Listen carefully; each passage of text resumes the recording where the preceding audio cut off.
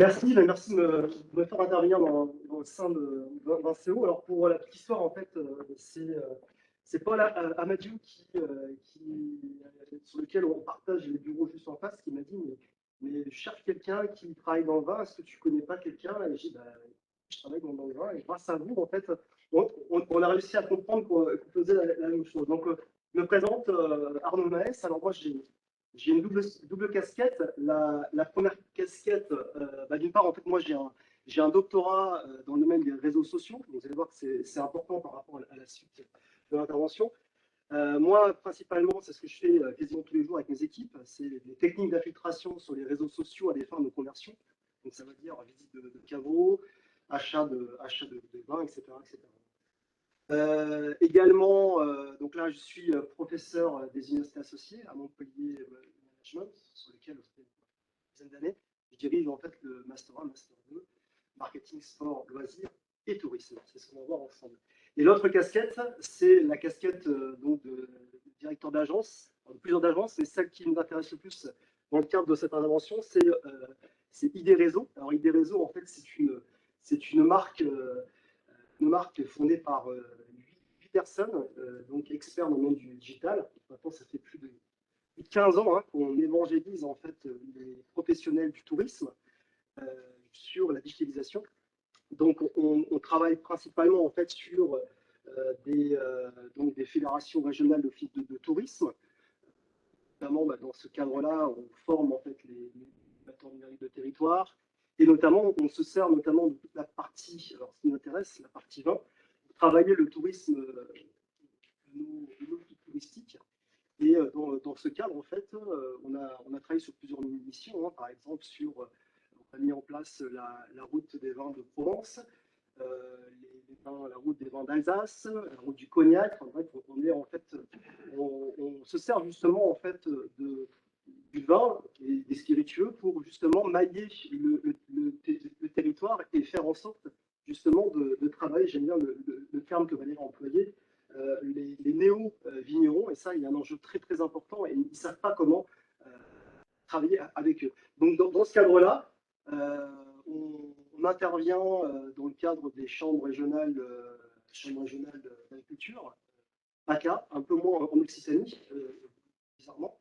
Et donc, moi, dans ce cadre-là, on est sur des formations justement par rapport à des vignerons, à des domaines, sur bah, comment réussir à travailler la stratégie digitale liée à ça. Également, on travaille sur tout ce qui est les SAT, les SAT, les pépinières d'entreprise, et notamment ici, vous connaissez bien toute la partie start-up, à la fois sur des startups dans le domaine du vin, donc on travaille notamment sur des applications, et donc on travaille dans le cadre de tout ce qui est ce qu'on appelle le fameux virage numérique. Voilà ce que je voulais vous dire. Donc là, moi, ça fait quasiment une vingtaine d'années. Donc là, notamment quand votre collègue Balkis m'a demandé d'intervenir, il m'a dit bah, ça, c'est intéressant de voir un petit peu ce contre-pied à la fois de la casquette de chef d'entreprise et surtout d'enseignants, chercheurs, membres des NEM. Très bien. Alors, donc, l'enjeu n'est pas simple parce que quand elle m'a dit tu as qu'un quart d'heure, j'étais content de savoir que j'ai des 20 minutes sur cette thématique qui est donc appréhender l'innovation sous toutes ses formes. Donc, on va voir hein, 360, digital marketing, en management, en passant par l'interaction, l'expérience, le sensoriel et bien sûr l'émotion. Ça, c'est quelque chose qui va être important parce que c'est ce qui fait vendre. Et si on veut attirer une nouvelle type de clientèle, on n'a pas le choix. Et souvent, je suis d'accord, les personnes qui se lancent, ils ont plutôt un produit touristique et le prétexte, c'est la ligne. Mais globalement, c'est ça qui peut être intéressant. Donc, dans ce cadre-là, trois volets. Le premier élément, c'est un ersatz, entre guillemets, une petite synthèse de ce que je peux faire dans les conférences, quand j'ai des sociaux pro devant moi, des domaines. C'est globalement de comprendre que travailler en fait le digital doit être un support de vente. Et ça, c'est pas gagnant. Ça, c'est ce qu'on va voir. J'ai 5 conseils à donner et qui vont rejoindre. Ensuite, on va voir notamment, dans le cadre de mes activités d'enseignant, on travaille sur ce qu'on appelle de l'open innovation. On essaie justement de confronter les étudiants par rapport aux problématiques des professionnels. Je vais voir, j'ai plusieurs expériences dans ce sens-là, en mode témoignage. Et pour terminer, on m'a demandé de faire un petit point sur l'aspect innovation. On parlera de VR, comment la VR, notamment travaille avec Saint-Émilion, l'Office de Saint-Émilion, par rapport à leur nouvel outil qui fait un carton, qui permet de travailler sur le marketing 500 email. Alors, premier point, en fait, au niveau des conseils que l'on peut donner aux professionnels. L'objectif, en fait, principalement, on parle de site web, mais plus largement site web et réseaux sociaux, c'est la problématique d'être vu. Et ça, c'est vrai qu'ils n'ont pas une grande conscience. Ils se disent, on doit avoir un site internet, mais principalement, en fait, c'est un site internet principalement pour vendre. Possible. Et par contre, ce qui va être important, c'est déjà d'envisager les problématiques du référencement. Comment on va travailler sa visibilité. Et pour ça, en fait, on doit les sensibiliser sur tous les leviers qui vont permettre d'accueillir du trafic sur leur site. Ça, c'est quelque chose qui va être important. Alors, très rapidement, le schéma n'est pas très joli, je suis désolé, on ne sait pas ce qu'on lui demande. C'est qu'ici, il faut faire comprendre une chose, c'est qu'ici, là-haut, vous avez en fait ce qu'on appelle des stratégies dites d'acquisition. C'est-à-dire, en fait, on va payer, vous connaissez, hein, on va payer de la publicité dans l'objectif avec Google AdWords pour justement travailler sa visibilité. On peut le faire pareil également sur les réseaux sociaux, les Facebook Ads et Insta Ads. Le problème, c'est que la plupart des vignerons, en tout cas de nous-mêmes, ils savent qu'il faut y aller, mais ils ne savent pas comment faire. Également, on peut acquérir du trafic via des campagnes d'emailing. L'objectif étant, c'est de les former à la GRC, etc. Ça, c'est pas gagné non plus. Et aussi, même si on n'est pas d'accord parfois, c'est de travailler effectivement sur des marketplaces, que vous connaissez tous, hein, Inatis, vente privée, etc., etc. Et ça, il faut le faire de façon intelligente. L'autre point, c'est la partie verte. Donc, c'est tout ce qu'on appelle les stratégies dites de génération. On va générer du trafic naturellement. Donc, l'élément, c'est quand on a effectivement un autre. Globalement, c'est vrai qu'on a le trafic direct, le bouche à oreille. Donc, travailler également la notion de e-réputation, répondre aux avis, je vais y revenir. Travailler en fait la page Facebook, ça c'est quelque chose qui va être important. Également, faire un site qui soit bien adapté aux moteurs par rapport à des mots-clés. Généralement, les professionnels, ils se disent, je vais être présent sur le mot vin rouge. Vin rouge, j'ai fait le test, hein, 2 milliards, pas loin de 2 milliards de pages qui veulent rentrer en concurrence, donc c'est compliqué. Donc il faut travailler justement sur la notion d'expérience et de travailler sur le fait que le site ou le contenu doit répondre en fait à une problématique. Donc, je vais y revenir dans quelques instants. Également, les médias sociaux, je pense que c'est plus à faire. Le contenu marketing, ça c'est compliqué. Parce que souvent, quand je vais voir les vignerons ou les domaines, ils me disent, moi j'ai pas le temps, je suis dans mes vignes. Mais d'accord, mais par contre, provoque des situations. Prends des photos. Des photos lorsque tu coupes les vignes, lorsqu'il y a des événements. Et ça, ils ne savent pas spécialement faire. Et c'est là où on rentre en jeu. Il y a également un autre point qui est super important, c'est bien sûr les forums, les sites de partage. C'est fabuleux. Il y a un nombre de prospects, de personnes qui ont une appétence en fait sur des vins, notamment sur tout ce qui est la biodynamie, etc. Et bien sûr, le vigneron en fait a toute sa place, mais il n'a pas le temps, il n'a pas les techniques. Et bien sûr, après, je ne vais pas rentrer dans le détail, les influenceurs, etc., etc. Donc la difficulté, c'est quand on fait cette stratégie-là, c'est comment est construit les sites internet. Et là, je peux vous dire, on est à 80-90% des cas qu'on retrouve sur ça, cette arborescence-là. Sur lequel, en fait, on voit là-haut, vous avez la page d'accueil classique. Les catégories, c'est rouge, blanc, rosé, champagne. Donc, on est sur une navigation descendante. Ça, c'est une grosse erreur. Pourquoi? Parce que lorsqu'on construit un site, on pense toujours que la personne va venir sur la page d'accueil, ce qui est totalement fou, surtout avec ces nouveaux envois. Donc, l'objectif étant, c'est d'essayer de réfléchir autrement. Et notamment, nous, c'est ce qu'on fait. On leur dit, attention, essayez d'être dans les tendances du moment. Et les tendances du moment, je vais très vite, hein, ça ressemble à ça. Ça veut dire que d'un côté, vous avez un marketing de l'offre, et l'autre, que vous voyez ici, c'est plutôt comment choisir un bon king salou avec une viande grillée. Vous comprenez? Ce type d'élément, ça veut dire qu'on doit avoir un positionnement clair. Ce qui fait qu'on raisonne principalement, non pas en catégorie, mais en thématique et en sous-thématique. Et on essaye de voir quelles sont les questions que les personnes vont se poser pour trouver cette thématique. Et on travaille sur ce qu'on appelle le silo sémantique. Et l'objectif étant, c'est de travailler en fait principalement sur des liens qui renvoient en fait de rubrique à rubrique. Parce que systématiquement, ce qui va être important, c'est que grâce au schéma que je vous ai montré il y a quelques instants, eh ben, on va pouvoir effectivement envoyer sur ce qu'on appelle des pages d'atterrissage, des landing pages. Et ça veut dire qu'on est vraiment principalement sur les nouvelles tendances. Et si on veut attirer en fait cette nouvelle génération, il fonctionne de cette manière-là. Or, la plupart des vignerons qui ont un certain âge, qui n'ont pas cette réaction-là, sont sur le premier schéma. Ça va? Alors, ensuite, sur le deuxième objectif, séduire. Séduire, séduire. Séduire, ça veut dire quoi? Donc, pareil, on revient sur les éléments. La stratégie, prendre en fait des risques, faire des partis pris, avoir des visuels de qualité. Et surtout, ce qui va être important, c'est de faire en sorte que la plupart des pages, des sites soient rapides avec ça. Et ça, c'est un autre problème aussi. Alors, pour ça, en fait, ici, par exemple, je vous ai pris le cas d'un vigneron qui lui a pris ce parti pris. Nous, en tout cas, si tu es en fait le vignoble en biodynamie, tu viens chez moi. Si par contre, tu ne t'intéresses pas à ça, tu passes ton chemin. Donc, il y a des partis pris, en fait. Il faut impérativement proposer, en tout cas, aux professionnels. C'est comme ça. Sinon, on risque de rentrer en concurrence avec les 2 milliards de sites sur le mot achat vin rouge. Autre point, et ça, c'est un élément, je suis convaincu que vous êtes au courant, mais on voit que la plupart en fait, des requêtes, on voit ici à l'écran, vous voyez en gris, c'est les requêtes faites avec les smartphones. C'est ça, quand on recherche un vin, on le recherche avec ça. Et c'est uniquement quand on a été séduit, quand on a eu de l'émotion, et quand on a été immergé dans l'environnement du vigneron, du domaine, on décide de prendre son ordinateur pour peut-être acheter sa carte bleue, acheter, faire des visites, etc., etc. Donc ça veut dire qu'il y a un point qui va être essentiel, c'est bien sûr d'avoir un site qui puisse être complètement adapté à ça. Et ça, c'est pas encore gagné non plus, ça va mieux, mais il y a encore un très gros chantier à faire.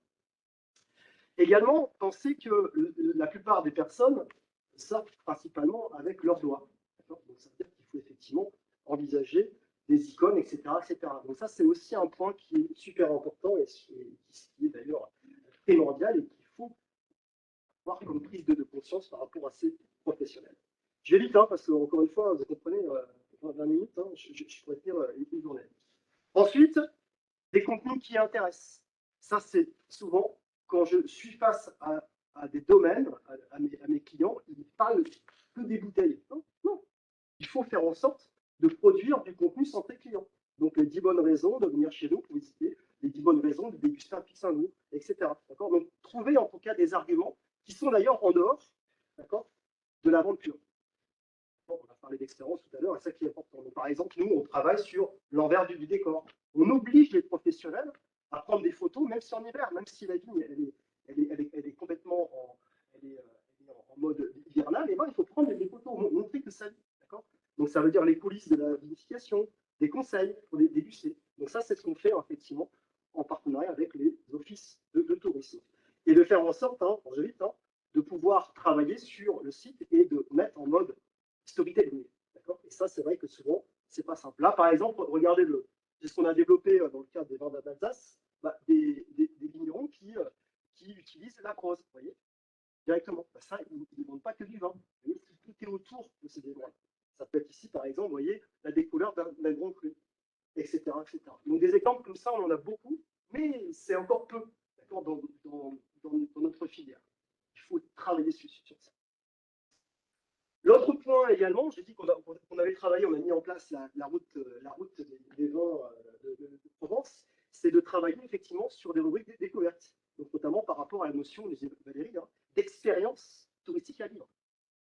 C'est quand globalement, si on est capable de mettre une valeur ajoutée touristique, c'est que derrière, en fait, la plupart du temps, quand ils ont une bonne expérience, ils vont repartir avec plusieurs cartons. Et ça, c'est clair qu'on a des stats là-dessus, et c'est très, très intéressant. Voilà. Là, notamment, ici, vous avez la partie Bordeaux Wine Trip, par exemple, qui permet effectivement d'avoir des itinéraires en mode expérience. Autre point également, et ça c'est aussi, je vais vite, mais c'est de faire en sorte d'animer les ventes par des bons plans, des offres spéciales et une présentation inédite des vins. Alors attention, bien sûr, Château Yquem, je comprends le coût des bouteilles, mais allez voir le site. Là, par exemple, je trouve ça très intéressant, c'est qu'en fait, ça mélange en fait un design sensoriel. Vous voyez, par exemple, on est capable, en voyant ça, de comprendre le goût en bouche d'un vin. Je trouve ça super intéressant. Ça, c'est des choses qui peuvent être justement à très haute valeur ajoutée. Allez, rassurer. Alors, rassurer, ça, c'est le plus dur. Donc, effectivement, maximiser la notion, les disponibilités, les langues, les coordonnées, d'accord. Mais surtout, ça, c'est le plus dur. Ça veut dire, en fait, ils ont du mal à s'influencer.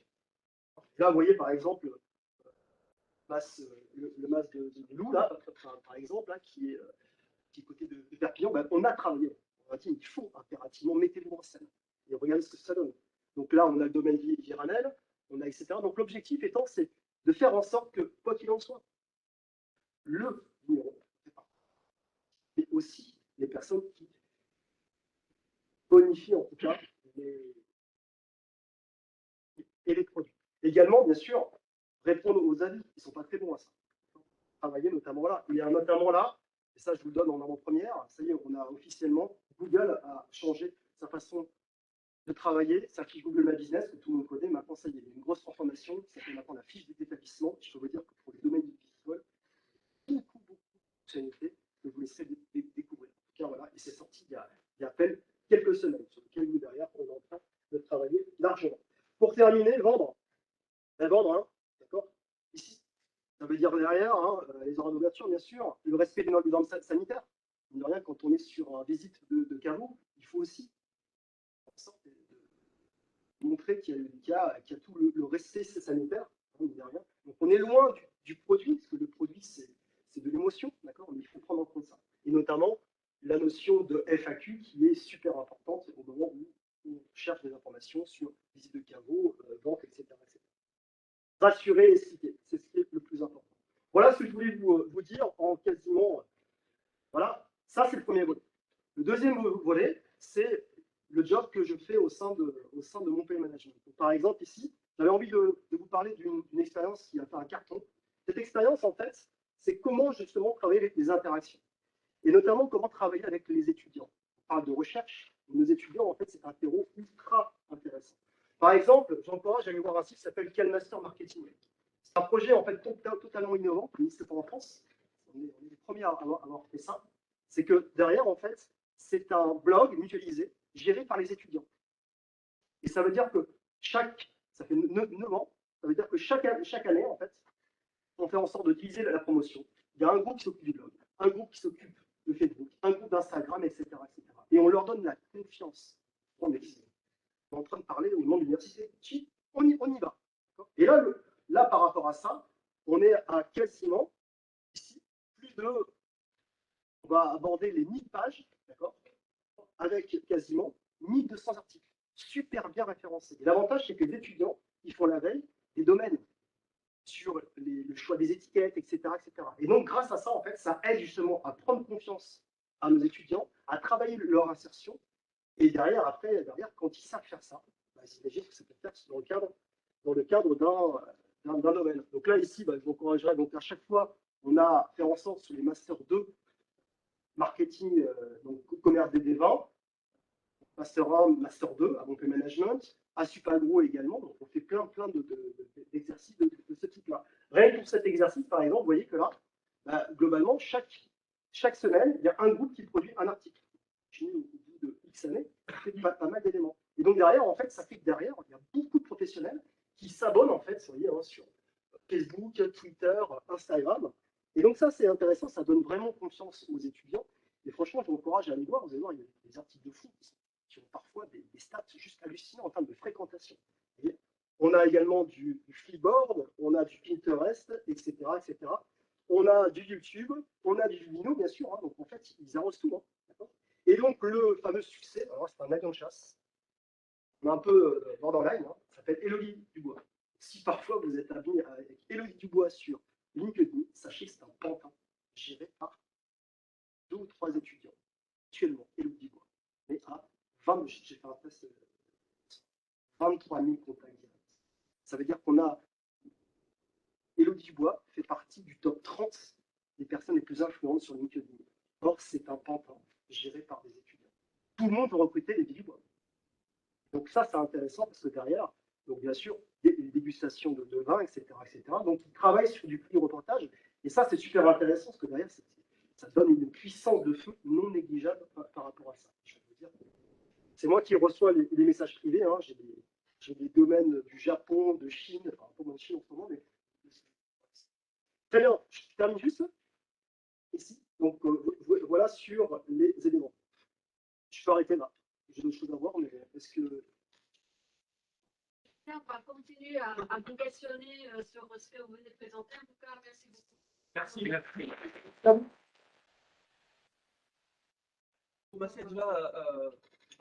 Alors, juste une chose. Valkis demande à ce qu'on parle très fort pour ceux qui sont à distance. C'est ça, le micro est là. Voilà. Le micro il est là. Si vous parlez très fort, il ne faut pas recevoir l'enregistrement. On va commencer déjà par crier. J'avais l'idée de prendre d'avoir pris un Ricola juste avant, c'est super, c'est que le crash, ça va être génial. D'abord vos questions, parce que j'imagine que vous en avez, et puis après, en fonction du temps, je m'adapterai et j'interviendrai. Repart. Peut-être des questions pour toi d'abord. Je ne sais pas, possible, hein, comme. J'imagine que vous avez des questions peut-être, bon, après on aura l'occasion d'échanger. Un témoignage. Oui. Je me souviens que nous avions invité Franck Ferrand en Provence. Et vous n'avez pas tranquille avec des vignerons. Et il insistait sur le fait qu'on y conseillait aux vignerons d'aller chercher dans les archives, qu'elles soient municipales, départementales, l'histoire de leur domaine pour le mettre en avant. C'est à peu près ce que tu as dit là dans cette présentation. Et souvent, en fait, souvent quand les personnes reprennent un domaine, en fait, c'est vrai qu'ils se focalisent principalement en fait, sur alors que derrière, quand on déguste un vin, on aime savoir l'ADN. Bon, voilà. Donc, de plus en plus, ça, c'est quelque chose qui fait vendre, qui permet d'humaniser en fait cette relation. C'est fini maintenant les fiches produits avec des bouteilles sur un fond blanc, c'est terminé. Il y a de la mise en scène. Ce qui permet d'augmenter les prix d'ailleurs aussi. Hein, par contre, moi j'avais aussi lu un témoignage d'un fabricant d'étiquettes qui me disait dans certaines régions de France, alors sur Bordeaux, les tentatives d'étiquettes un peu originales sur un linéaire en distribution, le consommateur directement voir la traditionnelle photo du château. Donc ça montre que ça dépend de la segmentation. Oui, et puis où est-ce qu'on oui. C'est un peu super intéressant. C'est là on en savoir un peu plus. Mais je trouve que la justement intégration de storytelling, cette différenciation est très importante. Ça rappelle, parce que ça il y a Sarah Mussol qui a travaillé. Oui, c'est ma collègue, on partage le bureau ensemble. Moi, le sentiment que j'ai, mais c'est bien, quand je vois les travaux de Sarah Mussol, c'est en même temps que ça donne toute sa place au storytelling. En même temps, il me semble que c'est à la fois assez pauvre. Ça va être compliqué de trouver des éléments différenciants. C'est ce que je trouve que les vignerons, quand ils sont interrogés là-dessus, ils comprennent vite l'intérêt, mais ils ont tendance à prendre quand même des autoroutes qui ne sont pas très différenciantes, souvent pas très intéressantes. Enfin, moi, je suis très, très critique, mais je trouve que c'est un peu ce qui ressort. Alors peut-être que l'analyse plus fine et de meilleure connaissance des travaux de Sarah compléterait un peu ce que je dis.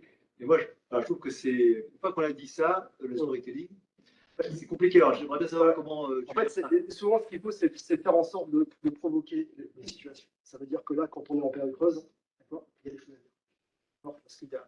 Parce qu'il faut comprendre une chose, c'est que les réseaux sociaux, parce qu'on parle de ça aussi, les backstage, je disais alors ça. Moi, l'une de mes meilleures publications que j'ai pu faire, ça fait pour les vignerons indépendants du côté de Banff, hein, c'était quand ils ont reçu en fait le stock de bouteilles vides. Et on a fait un test. On a arraché comme s'il y avait des dinosaures qui arrachaient en fait la vallée et on a pris une photo. Et on a mis en fait l'enjeu en disant, ben, regardez, ça y est, on est prêt pour pouvoir faire déguster notre nectar, etc. Donc ça veut dire qu'il n'y a pas que la production des éléments finis. Il faut provoquer ces situations. D'accord ? C'est-à-dire que quand on est dans les champs et qu'on a une rose et tout, et la rosée du matin peut être super intéressant, et ça alimente en fait. Et ça, ils ne savent pas vraiment faire. On va les laisser écrire tout seul leur storytelling. Exactement. Voilà. Et en fait, on est tous, quand on vit en fait la vie d'un vigneron, le matin, il y a des couchers de soleil des levées de soleil qui sont fabuleux. Le vigneron a toujours son téléphone. Et juste qu'ils comprennent ça. Donc les néo-vignerons, ils ont compris ça. Après, il faut réussir effectivement à évangéliser les autres. Il faut retenir. C'est pas le plus simple. C'est quand même très éphémère. message. Voilà. Mais par contre, Après, moi, je constate dans la recherche que dans les signaux faibles qui arrivent, il y a toute une génération de nouveaux consommateurs du tourisme qui se défient complètement du storytelling parce que trop fabriqué et qu'il y a une recherche d'un vrai dialogue et on voit la montée petit à petit des réels plutôt que des histoires et du visuel. Et il y a cette génération, et on l'a en cours, cette génération qui commence à se dire non mais on nous vend peut-être trop d'images, et ça sera intéressant à suivre sur le temps en signaux faibles, parce qu'on a vraiment orienté très fortement le no-tourisme là-dessus, et le tourisme en général, qu'on va très certainement, comme à chaque fois dans le tourisme, prendre un retour de balancier qui sera vers au contraire quelque chose de beaucoup plus épuré, de beaucoup moins raconté. On l'a pu l'observer chez Club Med, par exemple, qui est passé de je raconte une histoire à je vante un produit à je reviens raconter une histoire. Et c'est un balancier sur les 50 dernières années qui se fait assez naturellement. Ce que je voulais vous dire juste, c'est que quand on veut investir dans le storytelling, avec le site du premier schéma que vous indiquez, on ne peut pas le faire. Souvent, c'est là où, parce qu'ils se disent, ouais, mais ok, mais qu'est-ce que je vais mettre où? Le problème est là. En fait, ils n'ont pas spécialement évolué en fait, leur support par rapport à la modification des algorithmes de recherche. Et là, je pense que nous, on est là, nous qui sommes experts, en tout cas sensibilisés, je pense que ça, c'est quelque chose qui est vraiment super important. Et quand on a compris ça, nous, on a des programmes sur des groupements d'entreprises qu'on a développés au sein des réseaux. Et dans ce cas-là, c'est parce que ça, ils s'entraident entre eux. Quoi. Ils travaillent sur la production mutualisée. Ça, c'est super intéressant. Parce que qui dit mutualisé, dit derrière, l'office touriste prend le relais aussi. C'est ça qui peut être intéressant. Oui. Il y a sûrement d'autres pour des questions. Sur le temps, oui, ça. Parce qu'on fait toujours comme si, finalement, le temps était élastique. Le vigneron qui est déjà à sa vigne, à sa cave, en grande diarrhée. C'est ça aussi. Et de vendre, donc sur les salons, évidemment que c'est un outil, c'est la place du marketing, tout ça, quoi, et du e-marketing. Et au fond, est-ce qu'on y voit clair aujourd'hui sur les différentes les situations dans lesquelles c'est possible, ou c'est interdit, ou vous ne pouvez pas le faire, plutôt de le faire mal, ou pour l'exploitation type, c'est-à-dire un petit bio de 40 hectares, avec un chef d'entreprise et peut-être ça correspond à quoi? Est-ce que c'est un mi-temps? Est-ce que c'est un quart-temps? Est-ce que c'est un temps complet? Moi, je trouve que c'est des questions fondamentales. Compliqué de répondre à ça. Je sais bien. Simplement, c'est que nous, et peut-être que c'est un exemple, hein, donc nous, on intervient dans le cadre de qualité Occitanie, on a quasiment tous les domaines en fait, de la région qui ont ce label-là. Et cette crise sanitaire, parce qu'il faut appeler un chat un chat, hein, fait que derrière, en fait, ils faisaient des grandes messes. Ils faisaient déguster à coup d'une trentaine de personnes. Et en fait, ils se rendaient compte que finalement, ils ont réduit, pour des questions sanitaires, 8, donc les groupes de 8. Et ils se rendent compte que c'est plus qualitatif, un échange qui